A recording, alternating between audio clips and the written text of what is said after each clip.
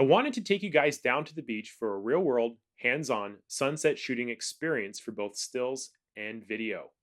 The first thing I'm going to do is flip over to live view, and you can see that we're totally overexposed. So I'm going to stop my lens down to f8.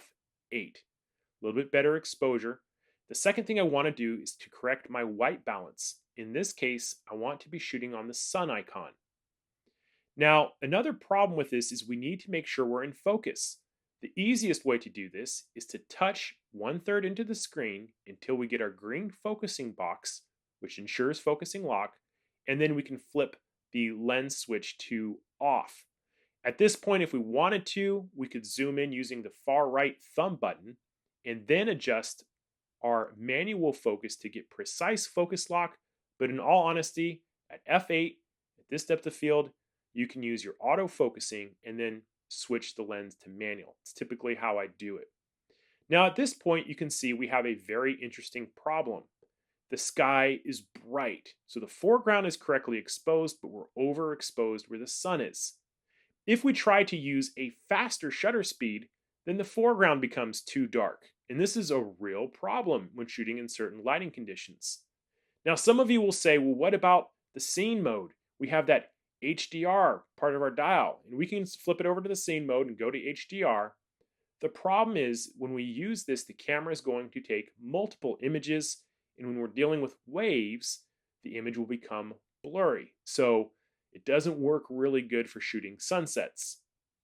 The way that I do this, and most pros, is they use something called an ND grad filter, which is attached to your lens using something called a P Cokin filter holder.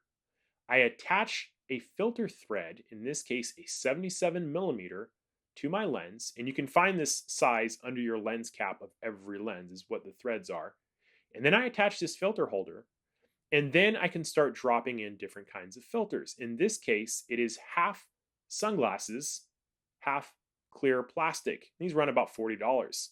And what I'm going to do is orient it in such a fashion that it just covers the overexposed part of the frame. This brings the sky in the foreground closer to an even exposure. And at this point, I can make a few tweaks with the shutter speed if I need to, take some test shots, and you can see that we have a gorgeous, beautiful single frame image that's coming together. So what about video? Well, if I flip the power switch over to the video icon, you can see we get our letterbox.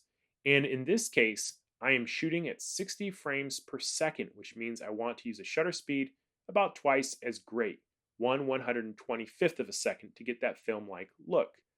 And at this point, I would start recording. Sometimes I'll record for 10 or 20 minutes straight without interruption, and there are actually many really nice YouTube videos that you can post of just a sunset. And this is typically how I shoot the sunsets. I get set up, I get my exposure right, I get the composition I want, the focus, the white balance. I use the ND filter, make sure my lenses are clean and there's no spray or smudge.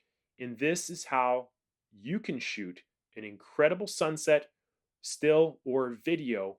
But remember, the key trick here is the P Cokin filter holder with a 1.2 ND grad filter attached to the frame. Lower that exposure and you are going to be in very good hands. In any event, that is how I shoot a sunset.